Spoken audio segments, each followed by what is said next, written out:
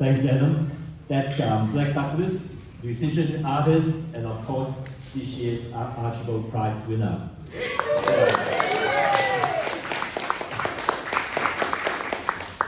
Thanks everyone for coming today. First of all, I'd like to acknowledge the traditional owners of the land and pay respect to the elders, past, present, and emerging. This exhibition, well, we have two concurrent solo exhibitions here today. There's Asher Milgate and also Nancy Chin. Asher's exhibition has been postponed so often, like so many times. It's meant to be over a year ago. But every time we're going to have it, there's COVID, and Asher is based in Adelaide these days, and the border is closed, so you can't come here. So finally, we are here, and this exhibition is a great exhibition. It started off when Asher went to Port Macquarie for residency.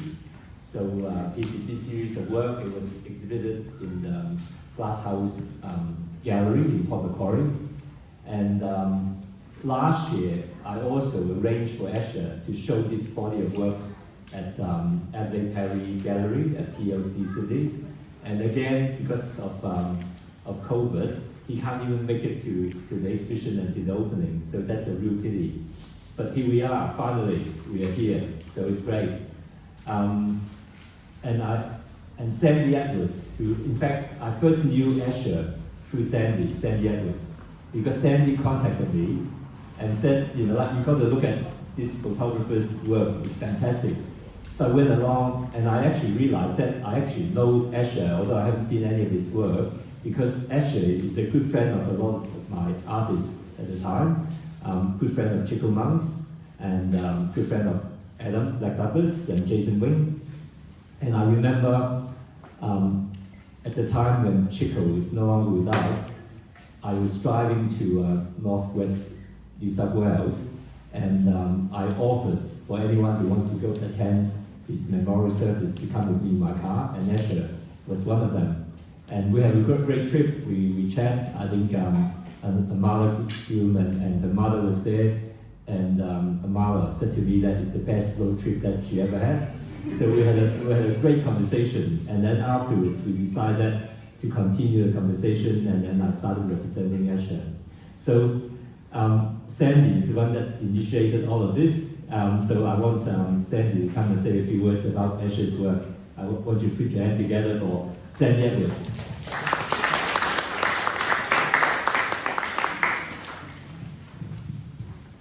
Everybody.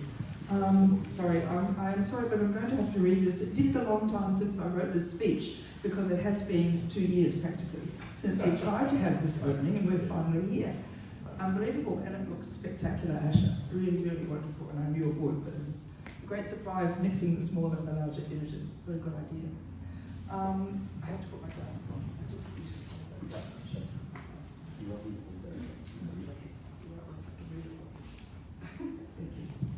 Okay.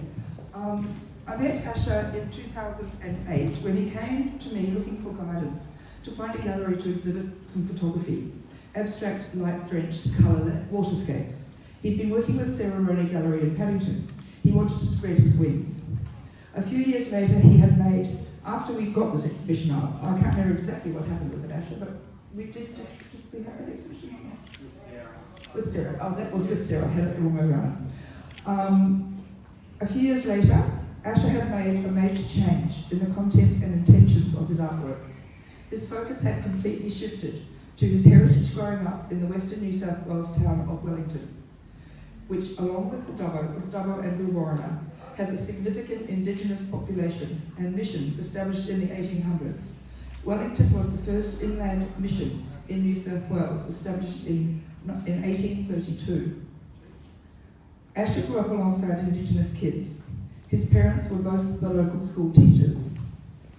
To explain this change, Asher told me that Wiradjuri artist Carla Dickens had encouraged him to make my work more about myself. In Asher Milgate's history, and in my own, as white photographers, we confronted the challenges associated with documenting Indigenous cultures in New South Wales. Myself in Brewarrina for AAXIS and the Bicentennial in 1988. That trip changed my life and my political awareness. The requirement for consultation has always been in the area of Indigenous communities, has always been there. However, there is a fast-growing awareness of the need for appropriate cultural consultation driven by Indigenous people themselves, taking back control. Scroll down. Asher says the hereditary history of my life was that I had good relationships with Aboriginal people. Only as I got older could I begin to understand the psychology of ignorance and tokenism and the huge changes that needed to be made for Aboriginal communities in regard to reconciliation plans. This has weighed heavily over our cultures, which are so contrasted. Those are Asher's words. His first work with Indigenous issues was on an important oral history project titled Survivors in 2015, where he interviewed Indigenous elders who had grown up on Nanama Mission.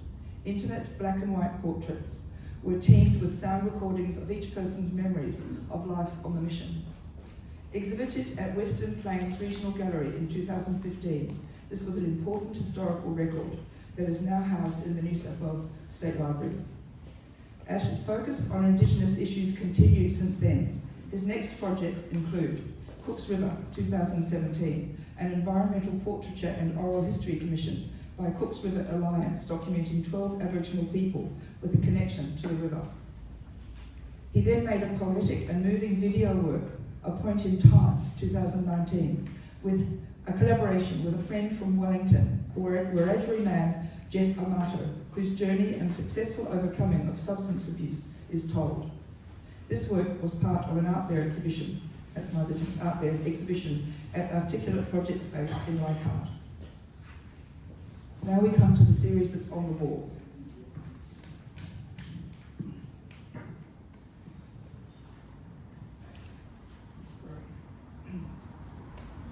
This series, Duality, aims to shine a floodlight on the need to look at the landscape and Australia's colonial history with dual perspectives. The two histories of Australian settlement and the centuries-long pre-existing Aboriginal occupation. This story is told through the impact of its effect on the landscape, bringing it directly into a direct overlap with climate change issues. Commissioned by Glasshouse Regional Gallery, Port Macquarie, Asher was artist in residence in 2019. In some ways, he took the role of a surveyor, and with the help of a local map, explored an area 100 kilometres north, south and west of Port Macquarie, following the Hastings River, named after the Governor of India by John Oxley, the explorer who traversed the river in 1818. This river is known by the Burpee as Dungan. Port Macquarie itself was named also by Oxley after Colonel Lachlan Macquarie, who became the 5th Governor of New South Wales in 1810. The town was founded as a penal settlement in 1821, when Newcastle outgrew its role as a second offence centre. Although there is an increasing amount of history written about the history of settlement in the area now, it tends to be localised, and few of us are very informed about this colonial history and its impact on Indigenous people. It was a harsh history of colonisation. Asher showed me his map, the area around Port Macquarie that he traversed, acting as an explorer as well as a documenter with both photography and politically insightful poetry. This map showed the settlers' place names and the Aboriginal names alongside each other. This touched me deeply. We are just at the very beginning of a vastly belated education about the differences of cultural knowledge existing within Australia. He cleverly reveals the layers of history in this place in multiple ways that take time and intention to understand. Arriving in a new place, it takes time to understand the meaning of things. Acting as a researcher, an explorer, and a documenter with the camera, he gives us clues to the depth of history present and provokes us to look deeper. The clues are in the images themselves. Firstly, in the choice of the photographic medium, and in particular, colour, infrared film. Choosing to work in a rarely used colour, infrared film, to highlight what is not necessarily visible to the beholder. The eerie and vivid colours of the infrared film are both striking and unsettling, making us question the artist's state of mind and intentions. In many cases, the settlers' interventions are vitally clear. This film was invented for use at wartime, presumably because it revealed things in the environment not clear to the eye, which is exactly what Asher wants to highlight. Secondly, the titles of the images, which are wryly intriguing and powerful and ask us to work harder and to do our own research. Titles such as, Let's Talk, Let's Listen, Now, Now, Little Brother, Love My Culture, The Forest Floor Cares for Its Dead, Should Have Spokes Lived, and poignantly, What Am I to Do? This is a question for all of us. What are we to do?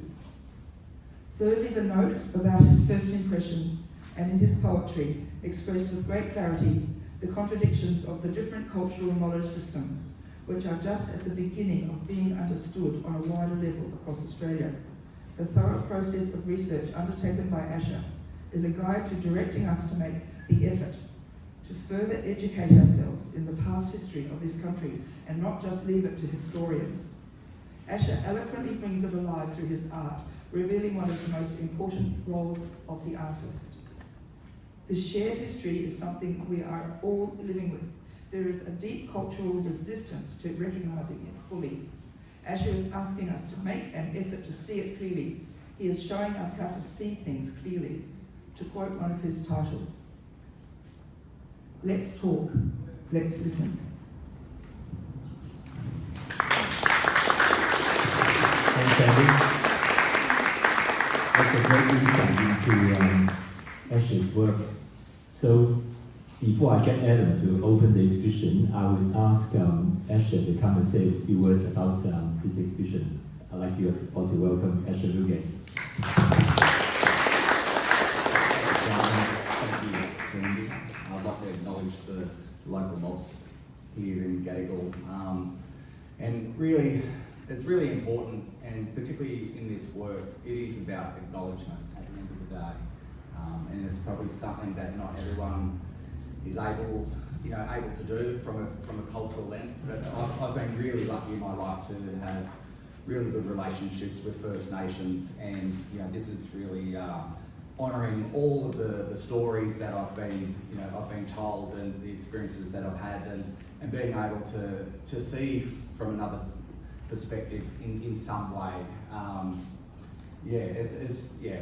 There's a lot in this work, and I certainly encourage everyone to come next week so I can talk in further depth, because I probably needed at least half an hour to get right into it. But yes, thank you, Simon, for the opportunity. It's my first solo with Simon, and I'm really excited. And Sandy and Blak and Jody, and we've got members of my family here as well, which they're always there. And thank you to everyone for coming, and friends and new friends as well. Thank you very much. I don't think I've got to thank Blak Douglas, who's been an incredible support and mentor for me over the last few years. So thank you, Blak. Thanks, Asher. So, Blak Douglas is going to open the show. He and Asher have been good friends for a long time. In fact, I don't know if you remember earlier this year at the New Year's Eve festival, Blak Douglas actually curated the display at Sydney Harbour Bridge, and at the same time, Asher took a lot of portraits, and they were basically displayed on the Harbour Bridge itself. So I'd like you all to welcome Blak Douglas.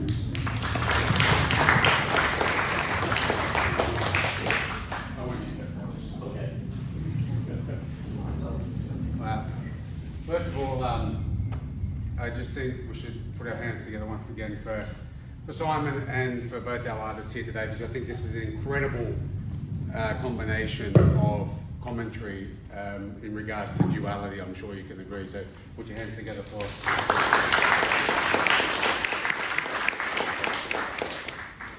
I think I was quite surprised to see that the quality of NC's sculptural pieces and how well it works with Ash's work, which I was familiar with, but in terms of duality, they're both perfectly commentary on the sensitivity or the combination of the effects of the sensitivity of landscape and the industriousness of I guess what is unforeseen or unconscious endurance of a patriarchy on the planet.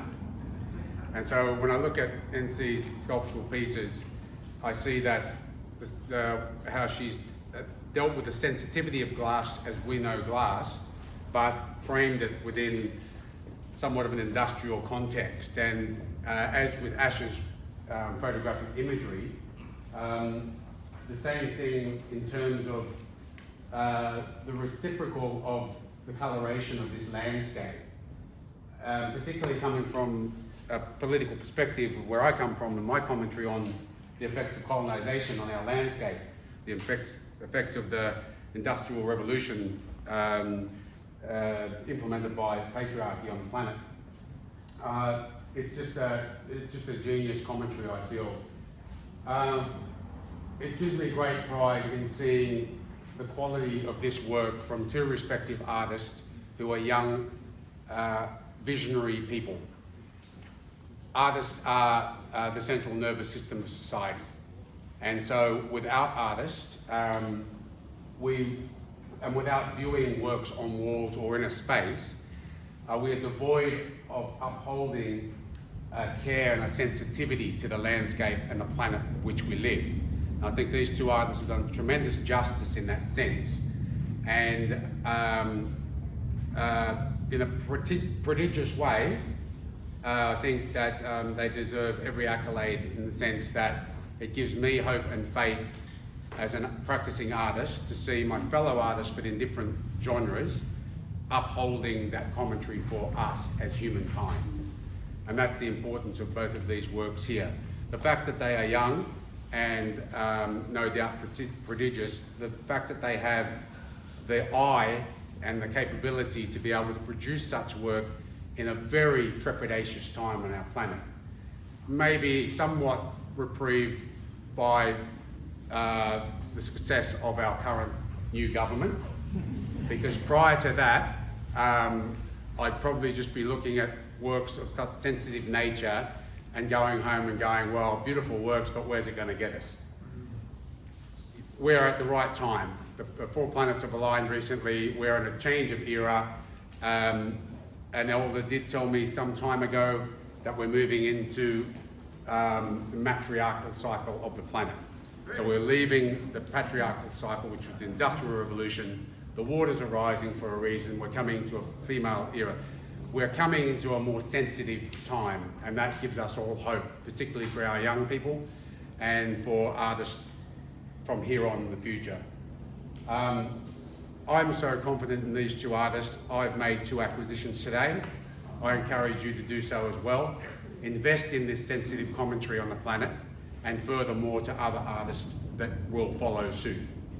Thank you for allowing me to, thank you.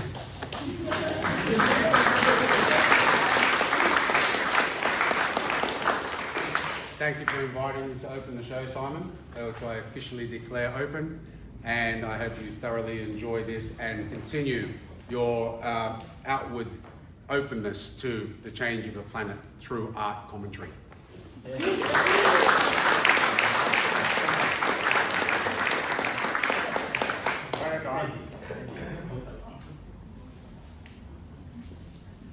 need another artist over there.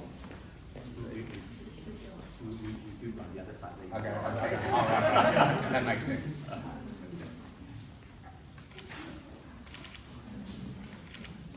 Somebody play some music or something on their phone.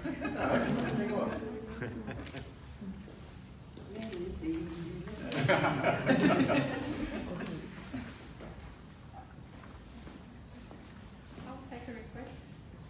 Oh, okay. Yeah. That's Spotify. Oh, right. Thank you. Thank you. Thank you. How's your work? Yeah.